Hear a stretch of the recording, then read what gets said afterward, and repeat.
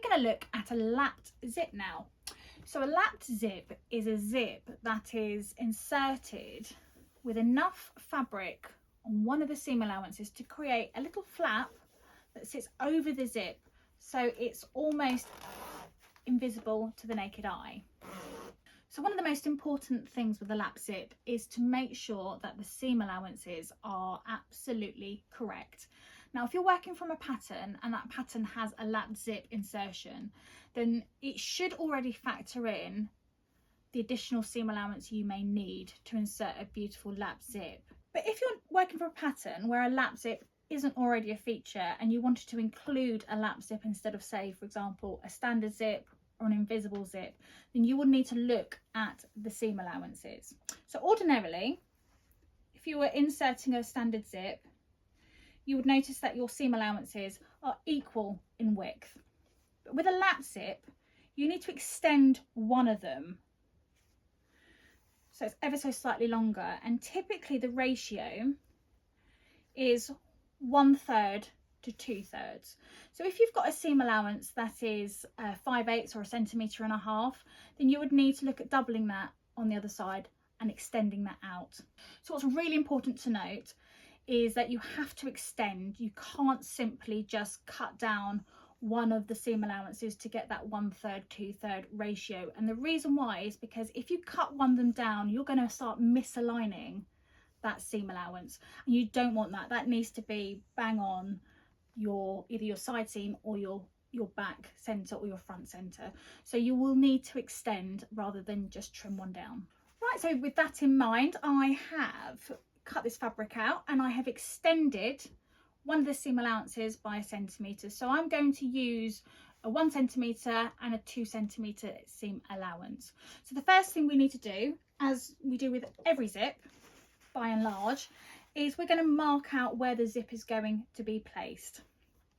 Now I've got my zip here, and what I need to do is take into consideration what seam allowance is running along the top for perhaps an insertion of a facing or a collar or some sort of waistband. I also need to take into consideration where this little metal stopper is to make sure that when I come to sew it, I don't end up sewing over it. So what I'm going to do is I'm going to mark out the seam allowance at the top, and I'm going to use 1.5 centimetres here, and then I'm going to make sure that I have marked just below that little stopper. Okay, so I'm going to mark that on both, and then what I'm going to do is I'm going to pin these seam allowances together. So here is the pinned version. So we've got to imagine that this here is the hemline of whatever we're working with, and this here is the top, so maybe a neckline or the waist of a skirt. So what we're going to do is we are going to stitch the seam allowance as normal down the center back of this, or the side seam of this, and we're going to do that at a standard stitch length, which is 2.5 mil, and we're going to reinforce the very beginning and the end. And then what I'm going to do is I'm going to run a basting stitch, which is the longest running stitch you've got. So typically that's 4 millimeters, sometimes it's 7, sometimes it's 8 if you've got a really good machine. And we're going to continue that seam allowance up through where the zip is going to be inserted, so the whole thing will sit nice and flat. So I'm about to sew the initial seam allowance, which is at a standard stitch length. Now this seems quite simple until you get it to the machine, when you realise that the extended seam allowance on the underside will mean that you can't use the lines on the base plate to help line your fabric up. You're going to have to calculate how much additional seam allowance there is on this one here. Now I used a 1 centimetre seam allowance plus an extra centimetre here, so I'll be looking at doing it at a 2 centimetre seam allowance, which is on this line here. If, however, you've used your typical 5/8 or 1.5 cm, then you'll be looking to extend that to probably around 3 or 1.25 inches. But if you are struggling with this and you need to do the calculation, what you can do is put a little bit of masking tape once you've found out exactly where it needs to be, just so that you can keep this nice and straight. So I'm going to start by doing a standard stitch length, and I'm reinforcing the beginning and the end.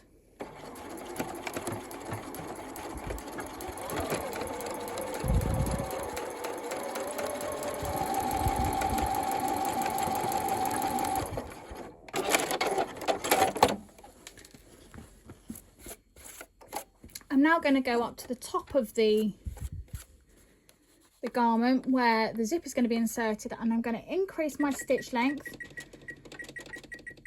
So this goes up to 5 mm on my machine, and I'm going to just run a basting stitch. Now, what's also really important to do when you're running this basting stitch is to not do a reverse at the beginning and the end. You want to keep these tail threads nice and loose.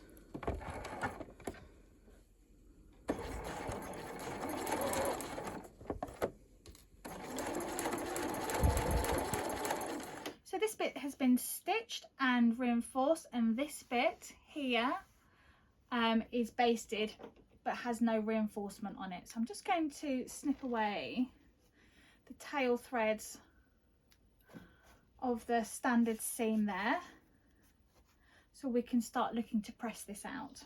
So what we're going to do is we're going to press these seams open. And when you do that, you will really notice the differences in that seam allowance.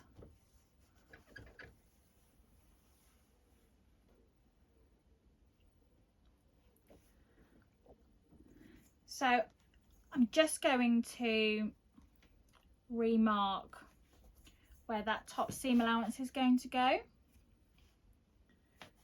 just so I know I'm placing my zip absolutely where I want it to be.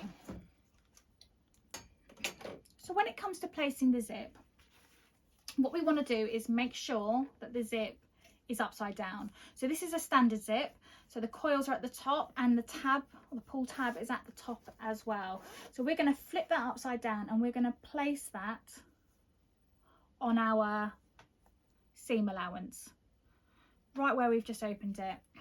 And I'm going to open the zip up just to assist with this bit here, because what we're going to need to do is we're going to want to place the metal stopper at the top of the zip a couple of millimeters, say 3 millimeters below this seam allowance line, and that's just to assist with getting a really beautiful finish to the zip.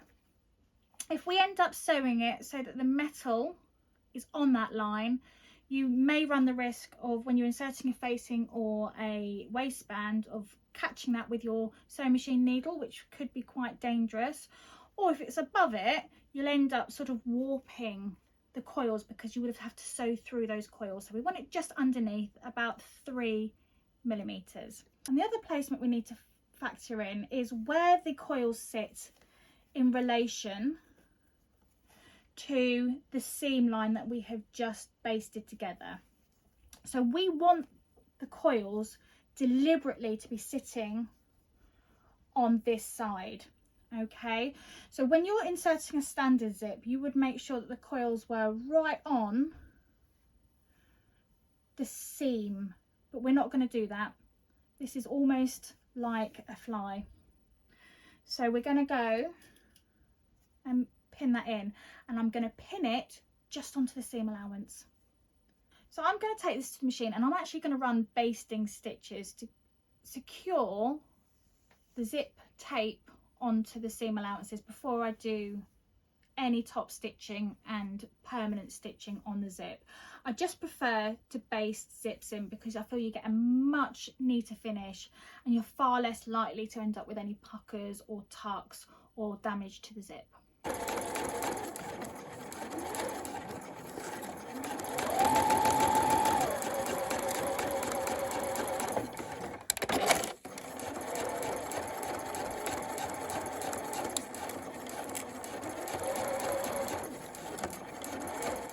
so this has been basted in now. So if I was doing a standard zip or even an invisible zip, this is the point where I would remove the seam basting stitch.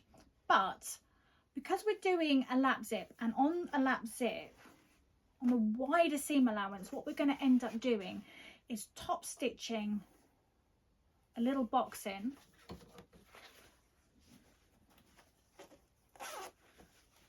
just like that.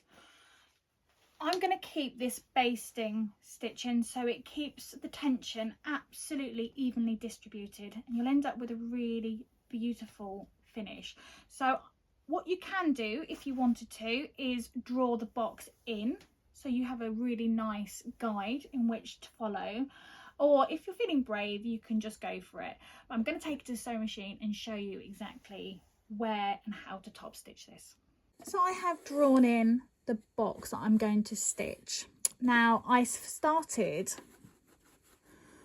just below that metal bottom stopper, and if I turn this through to the wrong side you can see that that's where the stopper is. It's just underneath that. The coils are running up adjacent to that seam line there, and you can see them actually if I just put my finger in there, and here is where the zip pull is, and I need to pay attention where that is, because when I come to sew this it's very unlikely that I'm going to be able to sew this all in one line without needing to pull that stopper down. So I'm going to show you a little trick on how to get that looking beautiful. So we are stitching from the edge of the seam allowance down. We're going to put our needle in, we're going to pivot, and then we're going to go all the way up. And because the coils will be on the left hand side as I sew it, I have put my zip foot onto the left hand side. So I'm just going to get that secured, and I am stitching at a normal 2.5mm stitch length.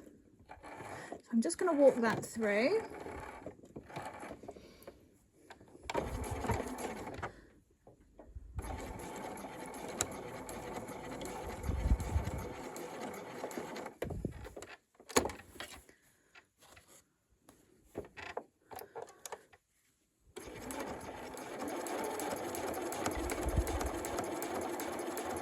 I can feel that the zip pull is nearing, so before I get too close, what I'm going to do is pop my needle in, and I'm going to lift my foot, and then what I'm going to do is I'm going to tease these basting stitches from that centre seam there, and I'm going to hopefully pull that out. There we go. So this is why we didn't reverse stitch on those basting stitches, so that we could easily remove them mid-sew. There we go, that's those basting stitches out. And then what this allows me to do is access the zip underneath. So I'm going to move this now out of the way and continue with my stitching line.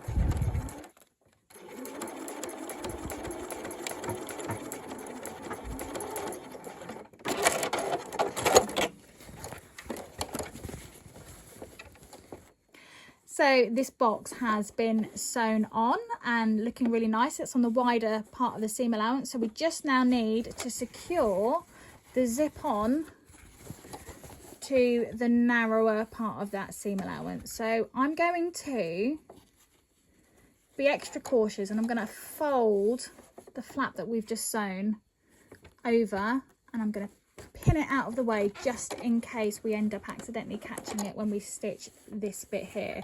Now what you could do if you wanted to is run a top stitch close to that edge, so you would basically do an edge stitch, or you can come in and stitch on that seam allowance. So I'm going to come in and do it that way. Okay, so I'm going to start from the top. The zip is open, and I'm going to start from the top. Now I'm not overly worried about getting super close to the coils. In fact, actually it works in our favour if it's not right up against the coils. So the coils are here,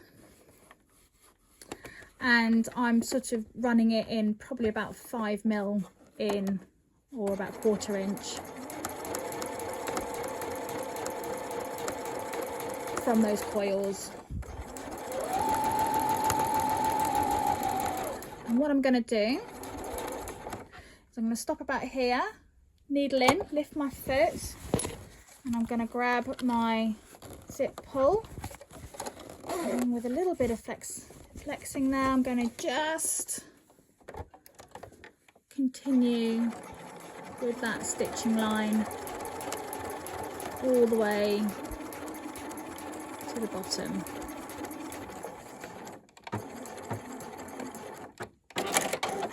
So the only thing we have left to do now is to remove that little securing pin and to give it a really good press, and obviously to take out those basting stitches. So I'll do that. And with a bit of luck, we'll have a very, very beautiful finished zip.